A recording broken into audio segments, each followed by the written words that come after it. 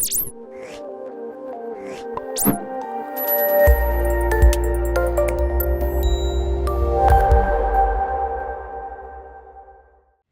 hello everybody. We're just waiting for everyone to get mic'd up, so I'm going to kick off and introduce what we'll be talking about today. So, our debate is on the pain and the gain, growing from 30 to 100 people in 24 months or less. Now, some of you in the audience, I know, have already been on that journey personally, and will know why we've entitled it The Pain and the Gain. It can be a really exciting, but really, at times, challenging and terrifying pace of growth for an early-stage company. In terms of who we have here today, we've got 3 individuals who've got a lot of experience of going through that exact stage of growth for you. I'm here because I'm the CEO and co-founder of Kommol.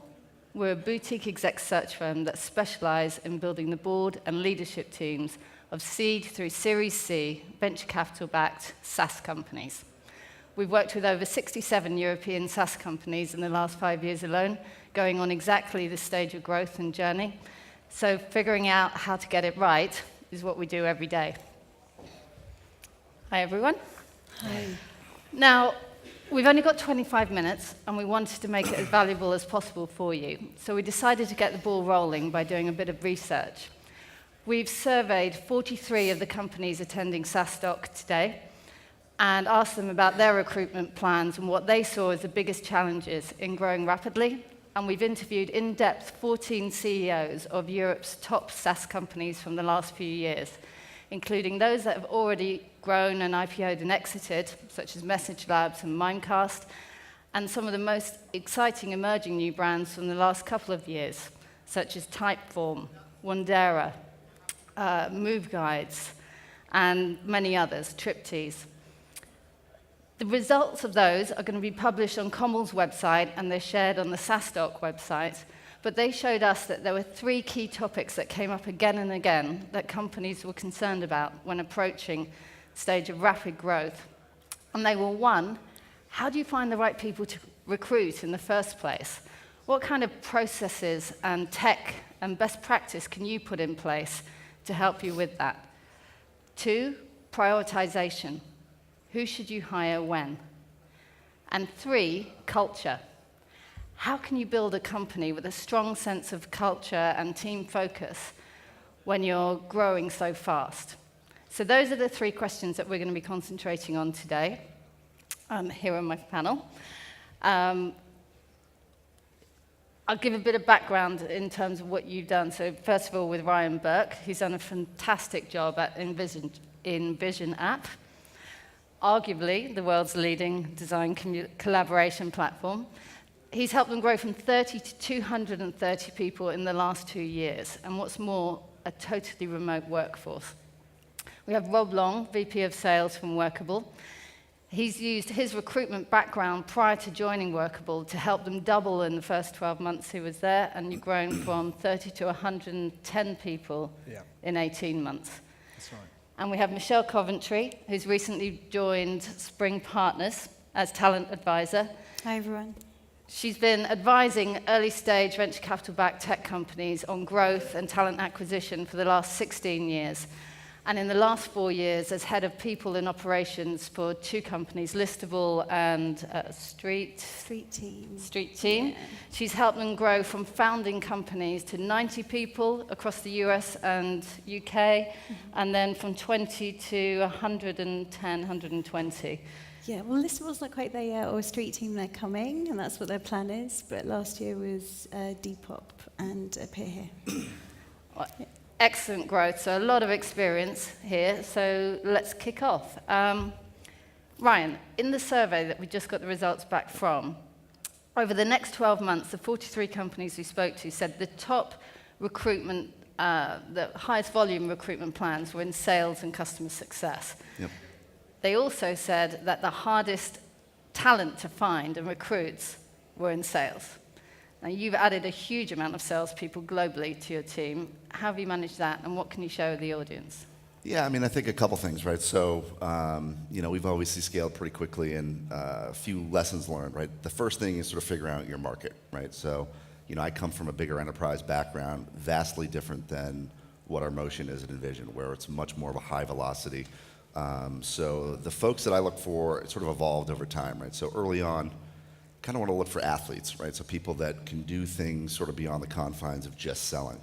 The other thing is, we really look for people specific to our market, right? So we sell to designers, right? It's a very interesting persona to sell to, right? They don't want to talk to salespeople. So, on one hand, I tried to find folks that had an interest or a passion for design, which is obviously very hard to do with sales folks, but even if it's, a side business, I had somebody on my team that, designed, clothes on the side. But then also as importantly is we then hired our target persona. So one of the lessons learned is instead of a sales engineer early on, we basically hired a designer for my team, right? So somebody that knew the lexicon of terms, the design space, the ecosystem of tools. That was really important for us kind of early on to hire people that had an interest for the space, people that sort of could do things beyond the role, and then also hire the target persona. So how did you get to those? How did you get that top funnel of people coming through? Yeah, I mean, it's interesting. So we're fully remote.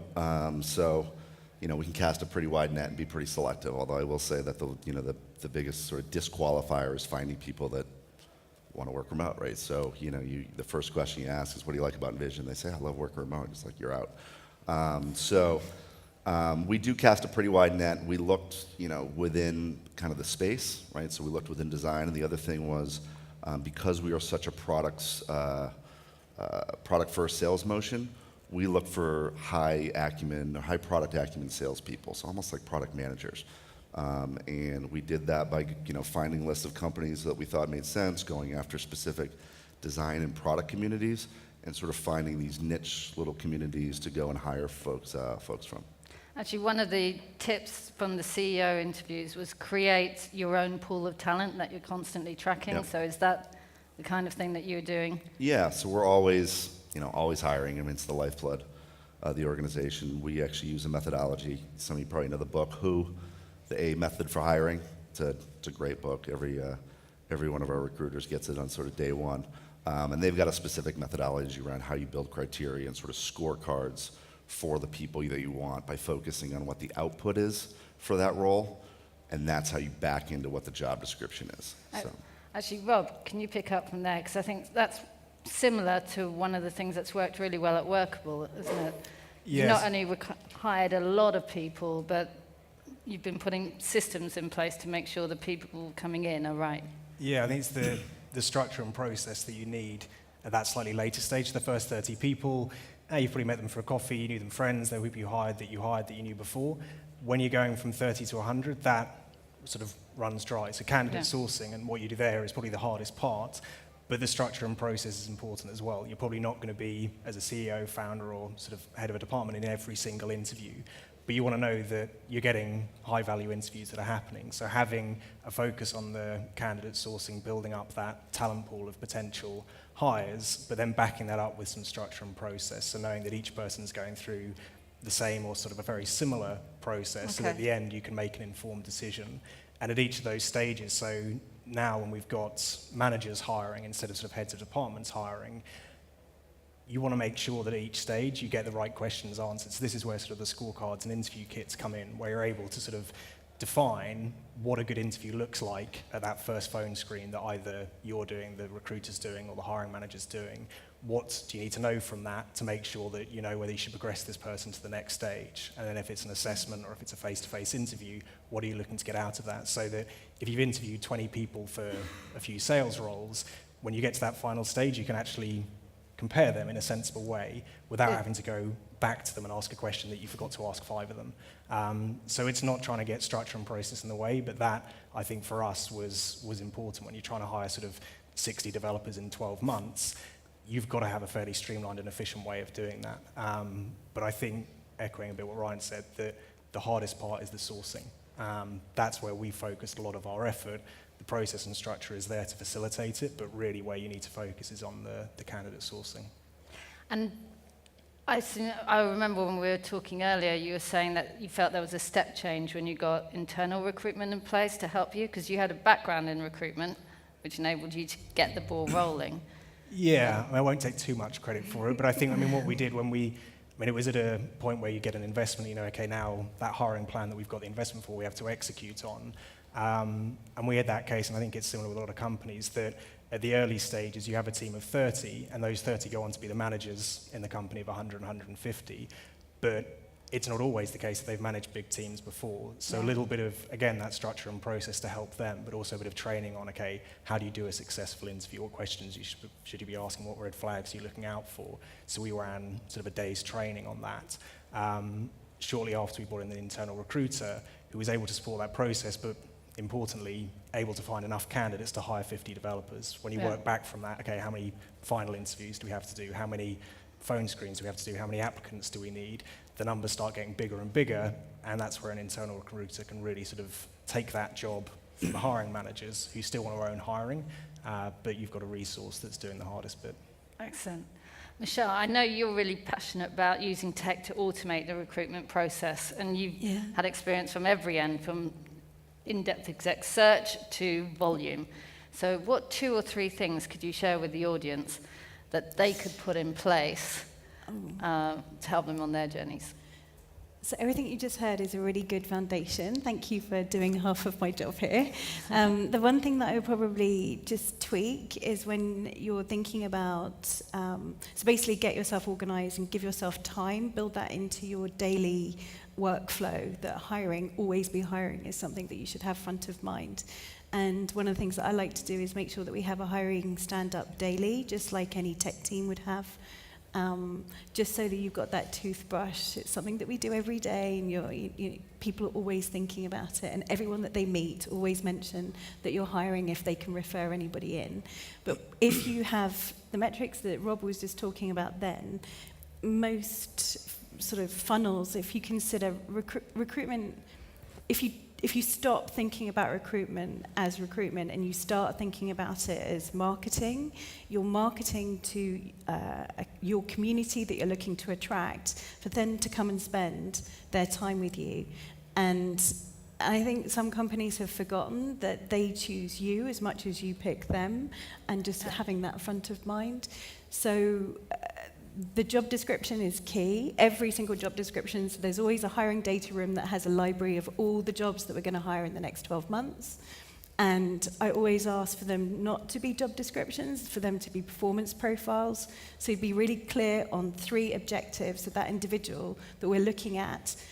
What is this role? What are those clear challenges that they're going to face, and what are the clear deliverables we're expecting from them, and just keep that in mind on every single interaction with them through the flow. Again, that brings consistency, which breeds diversity in your teams, and diversity in teams obviously leads to higher performing teams. But to bring everything into the funnel, definitely invest in an application tracking system. The numbers that Rob was talking about on a 10% conversion rate on any marketing funnel is good. So to make one hire, you've got to speak to a lot of people. And I would definitely put an applicant tracking system that also has a search capability. And it just so happens Workable has people search, which I use all the time, which is amazing. Very good.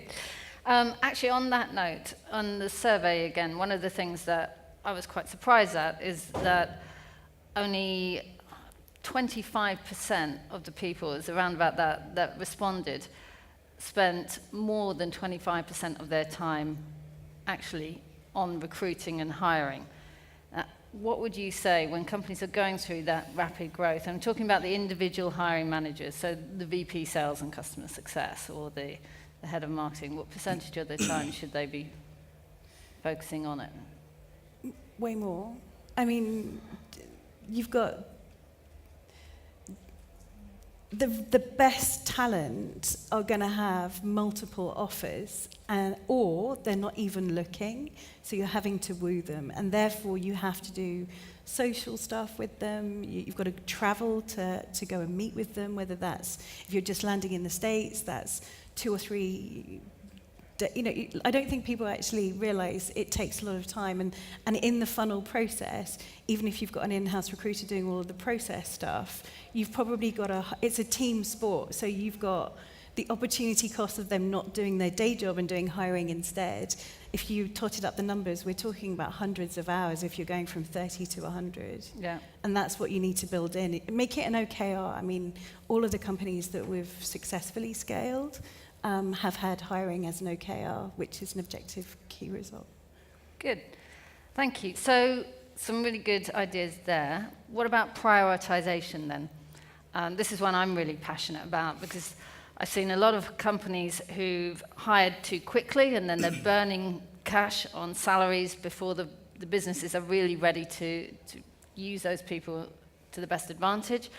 But if you leave it too late, then you could stand the chance of missing your growth plans and altogether. So, Ryan, you built a number of teams. Yep. What have you learned over the years in terms of who to hire when? Yeah, I mean, I think it depends again a little bit on kind of what your model is. But for us, being high velocity, very data driven, probably one of the mistakes that I made was hiring sales operations a little too late, right? So I had a 5-person sales team, and I started to recruit for sales operations, and I was like, wait a minute, this is a little too early. The next thing you know, I had a 15-person team, and I was like, oh shit, this is a little late, right? Because for SaaS companies where they're so metric driven, like that baseline data that you're going to be making the decisions off of is so important, right? So I would definitely err on the side of hiring a role like sales operations or somebody with that mindset earlier than you probably think. I would say the same goes for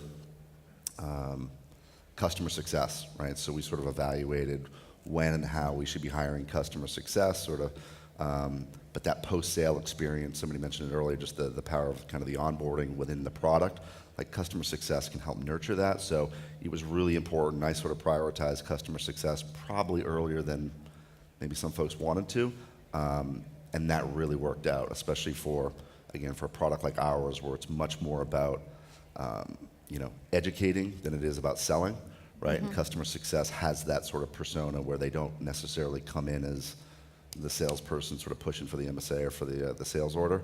And that sort of bleeds throughout my organization, like my whole team, like that's one of our values is even like just you educate, you don't sell, right? Just put the product in their hands, nurture them, educate them on use cases. So prioritizing, I would say the sales ops and the customer success were 2 sort of lessons learned. Okay. And Rob, in terms of top down, we were having a discussion earlier about do you hire the doers first or the leaders? What's your perspective on that? So I think if you take what we've done at Workable as sort of, I guess, what I would agree with, we probably hired those doers first. And actually it sort of touches back on what Ryan was saying in terms of hiring that sort of user persona. So when I was hired into Workable, my background isn't sales in SaaS, I was a recruiter. So I was that person who sort of had an idea about the area, had a sort of passion for what we were doing, a little bit of sort of transferable skills to take it in. So that's exactly how I was hired, and it was the doer. It was, yes, do sales, but you know what, do a bit of this and a bit of that. I think if you ask Nikos, the founder and CEO, as you've got a bit bigger, so when you've got to that sort of 30, 70, 80 mark, he has to then start prioritizing where he can help teams the most. So finance, he's not a finance guy. He needs someone to be able to take finance and he can leave that. So you hire a CFO. When it comes to sort of sales and marketing with his background, that's probably where he can have more of an impact. So perhaps he doesn't need to hire that sort of super senior person there just yet. And so I think knowing your own strengths and knowing where you need to be able to bring people into support and where you can provide that assistance is important. And it's not as easy as it might seem to be able to do that. Okay, good. Michelle, you've seen a lot of companies and advised a lot of companies. What would you think would be 2 or 3 things that you could tell the audience that they should keep front of mind in terms of who should they hire, when, what audit? So one of the things that we do pre-funding at Spring Partners is a hiring session, and founders come in and they'll whiteboard their existing organization, and then we'll map that with the OKRs that they've set out for what they're going to use the funding for, and project that onto what a team might look like in the next 9 to 12 months, and then link that with the financials. So you actually end up with a joined up image of what the company can look like. And very often, having done many of these now, you find that it's very different depending on the founder DNA. So where their background is, where their strengths are, and also, like you say, everyone's so different and not so self-aware about where their strengths are, but certainly the overarching theme is individual contributors, or at least hire someone that can stretch, or someone who is going to take you to that next level. So if you're going through to B round, what does that person look like? As long as they can actually come down to the detail of being an initial individual contributor first, before they bounce up into a management or leadership role. But I would say overwhelmingly the only function that we haven't gone big on, probably at the C level, straight off the bat, has been marketing, where growth marketing, technical marketing seems to be a priority over hiring someone that can build the brand. Interesting. Yeah, so that's just something that I've seen. I don't know whether there's a formula around that or not, but it really comes back to the founder's strengths and the founding team's strengths. So doers first, keep a good perspective on what the strengths are in the founding team. Yeah. And then as soon as you start to get to scale, start complementing the gaps. Get senior people who fill the gaps. And as a founder, make sure that you recognize that probably you're trying to do something that's going to disrupt something, and at some point you've got to stop inventing and start leading that team, and give them the autonomy and freedom to experiment and be the talent that you have hired and attracted in. Let them go make their own mistakes. Actually, that was another thing, and you haven't seen this yet, but in the CEO surveys and reviews, another one of the 5 key learnings was allowing the people that you hired to do the job that you've hired them for. And it's the CEOs talked, it's good insight about the difficulty that they've had sometimes in when to let go. Yeah. And just say, you're leading this And department. giving them now the go best for it. environment to do their best work. And it's not cliched, it's genuinely making that happen. You should spend time about understanding how you're going to deliver that to them to bring the whole company up. Thank you. Okay. So company culture then. Out of all the questions that we asked, this was the strongest. I think 93% said it was one of the key things that they saw as critical to the ongoing success of the company. But what does it actually mean? Now, Ryan, is it all about keeping the beer fridge full and having a foosball table in the office? Or? Yeah, I mean, for us, we, fully remote, there's no beer fridge. But I would say for us being fully remote, like culture is super important, right? Because especially sales, fully remote teams, you can sort of address the collaboration and the communication through technology, right? We live in Slack, we have all the tools in the world. So that really means you got to focus on the culture, and especially millennials, where you are pulling them from these big companies where they have the ping pong table and all that stuff. They get a little skittish about this, the remote environment. So you really have to focus and cater to that, and we do. Employee-based rewards. We have Slack channels to talk about Game of Thrones. We do, virtual happy hours, which are as sad as they sound, but they, people like them. I think culture is really important. For me, life's too short, right? I almost think it's like that airport test, right? If you don't want to be stuck in the airport with somebody, overnight, it's not worth hiring them, right? So we really build that into the hiring profile as well. Good, thank you. We've got to be a little bit quicker on this one. So, at Workable, what do you think are some of the key things that have allowed you to create a really good sense of team focus and company culture? Because you're quite geographically dispersed as well, aren't you? Yeah, but particularly within my team, so we've now got 2 main hubs in Boston and Athens, but we've got remote people there as well. And you have to be aware, like one of my team is in Portland, he's always been remote, but there is 2 hubs. So actually he's not fully remote, like InVision, so we have to think about that. You have to sort of make time in your week to chat with him, not just about work. It's simple things like that, but I think a lot of people worry about how you do culture, like how do we do this thing, how do we write it down? But actually, whilst they're worrying about how they do it, it's just happening. It's how you work day to day, it's how you've designed the office to provide an environment in which people work, it's how you either reward people, how you're meritocratic. It's that sort of thing that's happening, whilst people are worrying and filling in a survey saying, we don't know how to do it. It's always there, and it tends to, at this stage, come from the founders. And I think then when you've kind of come out of a very quick growth period, you look back and go, the culture has remained. We didn't have to perhaps work so hard at it. But then maybe when there's 100 people, you start thinking, but hiring is important. That test of, would you want to sit down and go for a beer with someone, sit in an airport with someone, have dinner with someone. That is important not to forget, especially when you're hiring fast and you think, I need 5 people now, these will do. That's a trap to fall into. Okay, thank you. And Michelle, in the last minute and a half, what would you say, from all the companies that you've advised, which one stands out and as having really built a strong culture? And what do you think was behind that? So maybe it stands out because it's the most recent one as well. But Street Team they have a row culture, which is a results-only working environment, and this means that you have freedom to experiment as long as you hit your targets. So how you work and when you work is entirely up to you. Okay. And they talk about that extensively, and it does, particularly for the millennials, they absolutely love it. And the more you say, oh, you don't have to come into the office, the more they draw together and the more they come together, and then they create the culture. So I'm really proud of them, the fact that they have made a very different step change stance, and they passionately believe and advocate this whole performance-based hiring methodology, which has resulted in them having that.